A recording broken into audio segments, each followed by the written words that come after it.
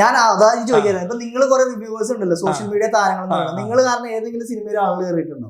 അല്ല അതൊന്ന് പറയാവോ?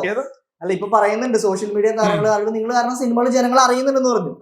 നിങ്ങൾ കാരണം ഏതെങ്കിലും സിനിമ വിജയിച്ചിട്ടുണ്ടോ, അല്ലെങ്കിൽ ആ സിനിമ കാണാൻ ആളുകൾ തിയേറ്ററിൽ വന്നിട്ടുണ്ടോ? സിനിമ കാണുന്നത് ഞാനെന്നല്ല, പെരേര ആണെന്നല്ല, ഇതിലൊക്കെ ആര് പറഞ്ഞാലും ആളുകൾ വന്ന ആളുകൾ ഇഷ്ടമാണ്. മനസ്സിലായില്ലേ? ഇപ്പൊ അല്ലാതെ ഇപ്പൊ സിനിമയുടെ പേര് പറഞ്ഞോണ്ടൊരു ഗുണമില്ലല്ലോ. ഞാൻ അല്ലേ? പരാജയപ്പെട്ടെന്ന് പറഞ്ഞൊരു സിനിമ ചിലപ്പോൾ ഇദ്ദേഹം കണ്ടു കഴിഞ്ഞാൽ ഇതിന് ഇഷ്ടപ്പെടും. അതെ, തീർച്ചയായും. പടം കൊള്ളില്ലായിരുന്നു. ഇപ്പൊ വാലിബൻ എന്ന് പറഞ്ഞ പടം കൊള്ളാതെ പലരും പറഞ്ഞു എന്ത് പടാന്ന് വെച്ചു. പിന്നെ അതുപോലെ അറബിക് സമൂഹത്തിന്റെ അതൊക്കെ ജസ്റ്റ് ഒന്ന് കണ്ടുപോകാനുള്ള പടങ്ങളാണ്. പക്ഷെ എല്ലാരും താത്തിക്കിട്ട് പറഞ്ഞിട്ടല്ലോ ഇത് എന്ത് പടം എന്ന് പറഞ്ഞു. മാമാങ്ക സിനിമയെ കുറിച്ച് പറഞ്ഞേ എല്ലാം എന്ന് വെച്ചാൽ ഇപ്പൊ നമ്മളൊരു ബിരിയാണി ഉണ്ടാക്കി എപ്പോഴോ ടേസ്റ്റ് വരൂ എന്ന് പറഞ്ഞ ബിരിയാണിയുടെ കാര്യം ഇത് കഴിയുമ്പോണ്ടെന്ന് പറഞ്ഞല്ലോ, ഓർമ്മിപ്പിക്കാൻ വേണ്ടി. അപ്പോൾ ഈ സംഭവം എന്ന് പറഞ്ഞാൽ എപ്പോഴും ടേസ്റ്റ് വല്ലാത്തതുകൊണ്ട് സിനിമ ബിരിയാണി ഉണ്ടെന്ന് പറഞ്ഞോ മനസ്സിലായില്ലേ? ഇത് കഴിയുമ്പോ ഉണ്ടെന്ന് കഴിഞ്ഞു. അപ്പൊ എന്താ വെച്ച് കഴിഞ്ഞാൽ അപ്പൊ ഒരേ സിനിമകളും വ്യത്യാസമുണ്ടോ? അപ്പൊ നമ്മൾ ഇഷ്ടപ്പെടുന്ന പടങ്ങളുണ്ട്. അപ്പൊ ജനങ്ങളാണ് സ്വീകരിക്കുന്നത് നല്ലതാണോ ചീത്തയാണോ എന്നുള്ള കാര്യം. സിനിമയ്ക്ക് വേണ്ടി ഒരുപാട് സപ്പോർട്ട് ചെയ്തിട്ടുണ്ട്. കാരണം ഞാൻ എന്നെ പേരേനും വിളിച്ച് അല്ല സിനിമയ്ക്ക് സപ്പോർട്ട് ചെയ്യുമ്പോഴും ആ പ്രൊഡ്യൂസറിന് കാശ് കിട്ടണമല്ലോ. തീർച്ചയായിട്ടും അത് കിട്ടിയിട്ടുണ്ടോന്ന് ഞാൻ ചോദിച്ചത്. ഇപ്പൊ ആരാണ് പറയാറുണ്ട് എപ്പോഴും ഞാൻ കാരണമാണ് ഈ വനിതാ തിയേറ്റർ ഫേമസ് ആയത്, ഞാൻ കാരണമാണ് 10 സിനിമ ഫേമസ് ആയത്. അല്ല അതുകൊണ്ട് എന്താണ് അവർക്ക് നേട്ടം? പിന്നെ വേറെ 10 ആൾ ഗുണമില്ലല്ലോ. ഒറ്റയ്ക്ക് ഒരു കാര്യത്തിൽ യോജിക്കുന്നു. ആറാട്ടം എന്ന വ്യക്തി കാരണം വനിതാ തിയേറ്ററിലെ ആൾക്കാർ വന്നിട്ടുണ്ട്. കണ്ണൂരിൽ നിന്ന് വരെ ആൾക്കാർ വരുന്നുണ്ട് അല്ലല്ല. വനിതാ തിയേറ്റർ എവിടെയാണെന്ന് ചോദിച്ച് ഒരു ദിവസം ഇങ്ങനെ പടം കാണാൻ വേണ്ടി വരുന്നത്. അതിന്റെ ക്രെഡിറ്റ് പുള്ളിക്ക് ഞാൻ കൊടുക്കുന്നുണ്ട്. കാരണം എന്താണെന്ന് വെച്ച് കഴിഞ്ഞാൽ അന്നൊരു പ്രശ്നം ഉണ്ടായല്ലോ വനിതയില്. ആ ഒരു പ്രശ്നം ഉണ്ടായ സമയത്താണ് ഈ വനിതാ തിയേറ്റർ എന്ന് പറഞ്ഞ് ജനങ്ങൾ അറിയാം. ഇതിനു മുമ്പ് ഞാൻ തമിഴ് സിനിമ ഉണ്ട് തഗ് എന്ന് പറഞ്ഞ ആ സിനിമ ഞാൻ കാണാൻ വേണ്ടി വനിതാ തിയേറ്റർ അന്വേഷിച്ച് ഞാൻ ആരും വരെ പോയിട്ടുണ്ട്. അതായത് വനിതാ തിയേറ്ററിൽ നമ്മുടെ പടമുണ്ട് തഗ് പോയി കാണാന്ന് മാത്രമാണ് അവര് പറഞ്ഞത്. ഞാൻ എവിടെയൊന്നും വനിതാ തിയേറ്ററിൽ ഒരു പെടുത്തില്ല. അതിന്റെ ഏറ്റവും അവസരം കണ്ടുപിടിച്ചപ്പോഴത്തെ പടം മാറി. ഇന്നലെ വൈകിട്ട് ഷോ തീർന്നു. അപ്പൊ എന്ന് പറഞ്ഞാല് ഈ വനിതാ തിയേറ്ററിലെ ആൾക്കാർ വന്ന് ആറാട്ടന് ഒരു ഘടകം തന്നെയാണ്. ഇല്ല എന്ന് പറയാൻ പറ്റത്തില്ല. എന്ന് വെച്ചാൽ പുള്ളി റിവ്യൂ ആൾക്കാർ റിവ്യൂ എടുക്കുന്നുണ്ട്, ആർട്ടിസ്റ്റുകൾ വരുന്നുണ്ട്. ഈ റിവ്യൂ എന്ന് പറഞ്ഞ സാധനം 10 പേര് കാണുന്നില്ല. ഈ ആറാട്ടന്റെ ഒരു വിഷയത്തോടു കൂടിയാണ് ഇങ്ങനെ റിവ്യൂ ഉണ്ടെന്നും ആണല്ലോ. അതിനു മുമ്പ് അശങ്കോക്ക് എന്ന് പറയുന്ന റിവ്യൂവേഴ്സ് അശങ്കോക്കൊക്കെ ഉണ്ടെങ്കിലും ഈ അശങ്കോക്കിനെ വരെ ആളുകൾ പിന്നീട് ഇതിലേക്ക് ഇപ്പൊ ഞാനൊക്കെ അറിഞ്ഞാണ് ഈ ആറാട്ടന് കഴിഞ്ഞപ്പോഴാണ് ഈ അശങ്കോക്ക് ആരാണെന്ന് പോലും അറിഞ്ഞു. മനസ്സിലായി? ഒരു അശ്വന്ത് ഏതൊരു സിനിമയ്ക്ക് ഞാൻ സപ്പോർട്ട് ചെയ്ത് പറഞ്ഞപ്പോ അശ്വന്തിന്റെ കുറെ ഫ്രണ്ട്സാന്ന് പറഞ്ഞ് എന്നെ കുറെ പേര് വിളിക്കുന്നുണ്ട്. ഇവിടെ ഗൾഫിൽ നിന്നൊക്കെ വിളിക്കുന്നുണ്ട്. പുള്ളി ഒരു അധ്യാപകനാണ്, മാടയുടെ കൂടെയാണ്. പക്ഷെ ഇപ്പൊ അശ്വന്ത് കോക്കിന്റെ പച്ചത്തെറിയ ആൾക്കാർ എന്ന് വെച്ച് കഴിഞ്ഞാൽ നല്ല സിനിമയെ വരെ പുള്ളി കുറ്റം പറയുന്നു.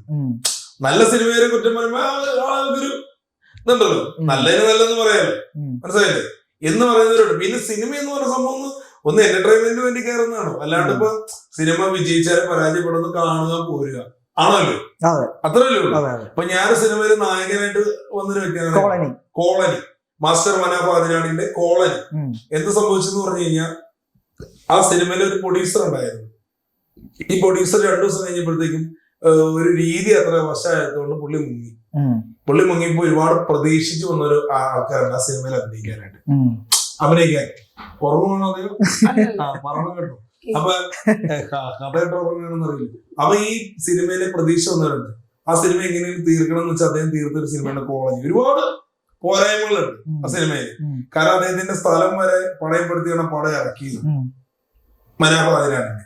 എന്ന് വെച്ചാൽ ആ പുള്ളി ഇപ്പൊ ഭക്ഷണം കഴിക്കണമെന്ന് ആരും വിളിച്ചു ചോദിക്കണ്ട. എന്ന് വെച്ചാൽ അല്ലെങ്കിൽ എങ്ങനെയാണ് ജീവിക്കണമെന്ന് പറയും. പുള്ളി ആ സിനിമ ഇറക്കി കഴിയുമ്പോ എല്ലാം കുറെ കുറ്റങ്ങൾ പറഞ്ഞു പോകുന്നു. പക്ഷെ ഞാൻ തള്ളി പറഞ്ഞിട്ടില്ല പുള്ളിനെ അന്നും എന്നും.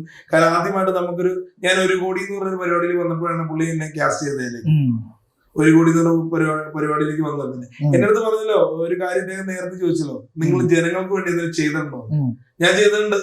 സാധാരണ സോഷ്യൽ മീഡിയ കോണ്ടന്റുകളിലൂടെ എന്തെങ്കിലും ചെയ്തിട്ടുണ്ടോ? സോഷ്യൽ മീഡിയ ഞാൻ ഇതിന് വരുന്നതിന് മുമ്പ്, സോഷ്യൽ മീഡിയയിൽ നിൽക്കുന്നതിന് മുമ്പ് ഞാൻ സാധാരണ ജനങ്ങൾക്ക് വേണ്ടി പാട്ട് പാടുന്ന ഒരാളാണ്. എന്നെ അറിയുന്നവർക്ക് അറിയാം. ഞാനിവിടെ ഫ്രീ ആയിട്ട് എന്ന് പറഞ്ഞാൽ ട്രാവലിംഗ് തരും. എനിക്ക് ബസ് ഫെയർ അവർ തന്നാണ് വിടുന്നത്. അത് പിന്നെ ഭക്ഷണം വാങ്ങി തരും. നമ്മൾ പറഞ്ഞല്ലോ മണിമുത്തം എന്ന് പറഞ്ഞൊരു ചാരിറ്റി സംഘടന ഉണ്ടാകും. അവരൊരു പറ്റിപ്പാട്ട് എനിക്ക് തോന്നിയിട്ടില്ല. കാരണം അതുകൊണ്ട് മാത്രമാണ് ഞാൻ അവരുടെ കൂടെ നിന്നിട്ടുള്ളൂ. കാരണം നമ്മൾ അറിയുന്നതുകൊണ്ട്. കാരണം എന്താ വെച്ച് കഴിഞ്ഞാൽ അവര് ഇത് മാത്രമല്ല, ഒരു അമ്മാവനവിടെ കളത്തിലും കിടക്കുവാണെങ്കിൽ മുണ്ട് വരെ ഷീജ ഷീജ സനീഷ് എന്ന് പറഞ്ഞ വ്യക്തി പോയി വാങ്ങിക്കൊണ്ട് കൊടുക്കുന്നത് ഞാൻ കാണാം, ഫുഡ് വാങ്ങിക്കൊണ്ട് കൊടുക്കുന്നത് കാണാം, നല്ല കാര്യങ്ങൾ ചെയ്യുന്നുണ്ട് അവര്. പിന്നെ അതുപോലെ തന്നെ വെച്ചാൽ അവരുടെ ഇത് പാടാനായിട്ട് പോകുമ്പോൾ ഈ ഹൈക്കോർട്ടിലൊക്കെ നിന്ന് ഞാൻ പാടിക്കൊണ്ടിരുന്ന ആളാണ്. പിന്നെ കടകളിൽ കൂടെ കയറി പേഷ്യൻസിന് വേണ്ടി നമ്മൾ ഹെൽപ്പ് ചെയ്തില്ല. പക്ഷെ ഇപ്പൊ എനിക്ക് പോകാൻ പറ്റില്ല. ഇപ്പൊ ഞാൻ സോഷ്യൽ മീഡിയയിൽ നിൽക്കുമ്പോൾ പക്ഷെ ഇപ്പൊ കുറെ തട്ടിപ്പുകൾ നടക്കുന്നില്ലേ? തട്ടിപ്പ് നടക്കുന്നവരുണ്ടാവും.